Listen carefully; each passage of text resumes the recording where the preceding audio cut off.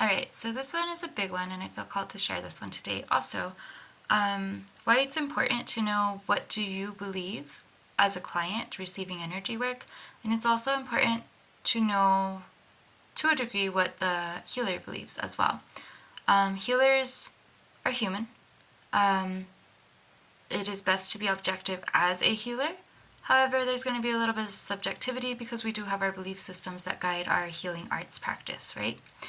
And as a client, I feel like a lot of people that go into energy healing are healing themselves and shedding old programs and belief systems that don't benefit them anymore.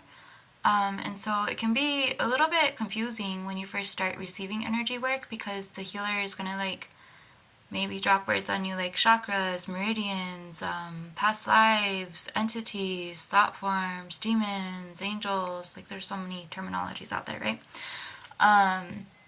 And if you don't really know what you believe, that can sweep you away really quickly, and then you could get really confused and feel very chaotic inside because you're trying to accept their beliefs, and then maybe their beliefs are overpowering your beliefs, right?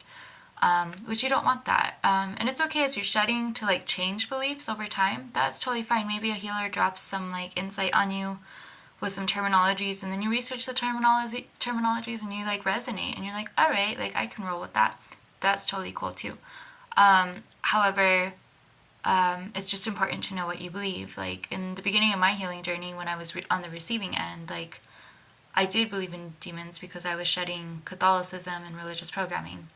But the more I did my work, and the more I worked with flower essences, the more I became of the belief that demons are a construct of religion, and same thing with entities.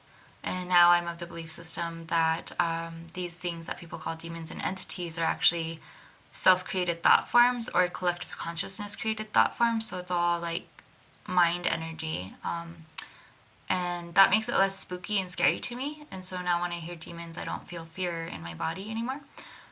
Because I've shed the outdated belief and moved into this new belief. However, there was a point where I was terrified because healers would be like, oh my god, demons, blah blah blah, and then I'm freaking out because I didn't know my beliefs at the time. And as I healed more and more and became more authentic to myself, I just realized demons were never part of my honest, authentic belief system. That was more my parents' belief system instilled on me through religious programming. So now as a practitioner, I tend not to use words like that around my clients, but I pay attention if they do because I try to meet them where they're at. So yeah, belief